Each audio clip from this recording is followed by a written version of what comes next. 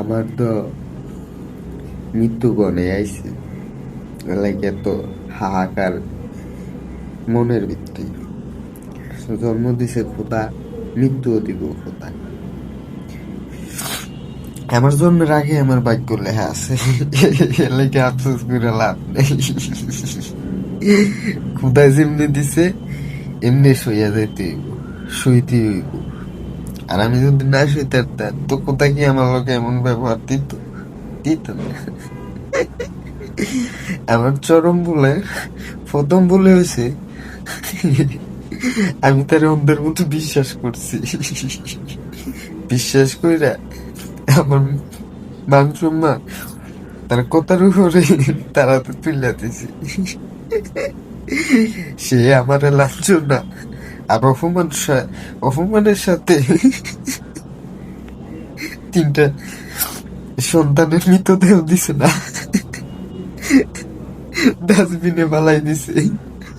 একটা হাসপাতালের টয়লেটে, আরেকটা বাসার টয়লেটে, আরেকটা এই কি যে বই ওয়াশ করাইতে চাই হসপিটালে।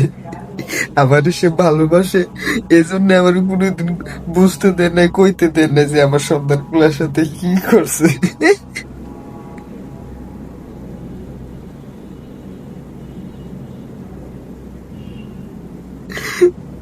তার অবর্তমানে আমার 3 মাসের সন্তান একটা লইয়া গেছে।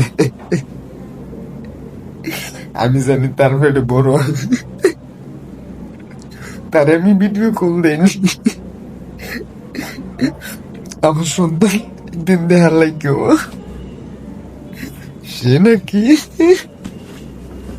নিজের হাতে বার কইরা ছোট ছোট আঙ্গুল আরো নানান কিছু অংশ অর্ধগলিত নিজের হাতে পর্যবেক্ষণ করছে।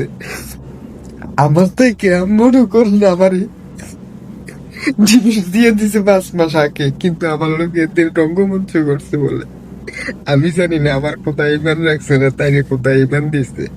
তাই যদি জিনা করে তাই এটার খেসারত তাই দিব। আর যদি এটার ভিত্তি যদি মা বাপ করে থাইছি না, এটার খেসারত তার মা বাপ দিব। আমি ভাই সাদা মনের মানুষ, আমি কিছু জানি না, শুনি না, আমার জানাইছো না।